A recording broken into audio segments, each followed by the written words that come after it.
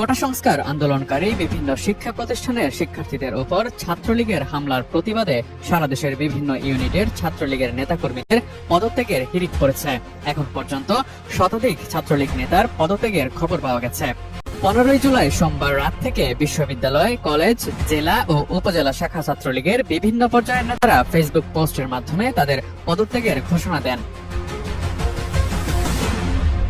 মূলত 13 জুলাই কুমিল্লা বিশ্ববিদ্যালয়ের সাধারণ শিক্ষার্থীদের আন্দোলনের উপর পুলিশি হামলার পর থেকেই বিশ্ববিদ্যালয় শাখার বিভিন্ন পর্যায়ের পদধারী ছাত্রলীগ নেতাকর্মীরা ফেসবুকে পোস্ট করে সংগঠন থেকে পদত্যাগের ঢাকা বিশ্ববিদ্যালয়ে আন্দোলনরত শিক্ষার্থীদের উপর ছাত্রলীগের হামলার প্রতিবাদে পদত্যাগের ঢেউ এসে লাগে ঢাকা বিশ্ববিদ্যালয়ে।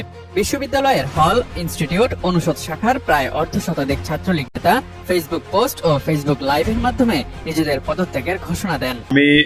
মোহাম্মদ শিপন মিয়া, সাবেক সহসভাপতি, বিজয় একাত্তর হল ছাত্রলীগ, ঢাকা বিশ্ববিদ্যালয়। কেন সাবেক বললাম, এটা ইতিমধ্যে আমি আমার অবস্থান পরিষ্কার করেছি। আমি চলমান ছাত্র আন্দোলনকে সমর্থন করে, এই যৌক্তিক কোটা সংস্কার আন্দোলনকে সমর্থন করে এবং যারা কোটা সংস্কারের এই যৌক্তিক আন্দোলনের বিপক্ষে, তাদের পক্ষে থাকা আমার পক্ষে সম্ভব নয় বিধায় আমি আমার পদ থেকে স্বেচ্ছায় অব্যাহতি। এদিকে জগন্নাথ বিশ্ববিদ্যালয়ের 6 জন ছাত্রলীগ নেতা পদত্যাগ করেছেন। পদত্যাগ করা ছাত্রলীগ নেতারা হলেন বিশ্ববিদ্যালয়ের বাংলা বিভাগ শাখার সহসভাপতি মাহমুদুল হাসান সামি ও রসায়ন বিভাগ শাখার সহসভাপতি তাওসিফ কবির, মনোবিজ্ঞান বিভাগ শাখার সহসভাপতি রনি সরকার ও যুগ্ম সাধারণ সম্পাদক মোহাম্মদ আশিকুর রহমান, ভূগোল ও পরিবেশ বিভাগ শাখার সহসভাপতি মাহমুদুল হাসান নোমান এবং সিনজন বসাক। ছাত্রলীগের এই নেতারা নিজেদের ফেসবুক আইডিতে পোস্ট দিয়ে পদত্যাগের ঘোষণা দেন।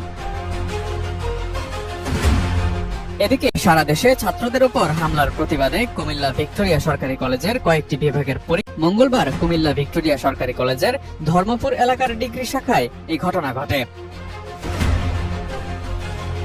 কলেজ শিক্ষার্থীদের সূত্রে জানা গেছে, মঙ্গলবার বাংলা বিভাগে স্নাতক সম্মান 2য় বর্ষের ইনকোর্স ও নির্বাচনী পরীক্ষা ছিল। এ সময় শিক্ষার্থীরা হলে প্রবেশ করলেও পরীক্ষা শুরুর আগেই হল থেকে বেরিয়ে যান।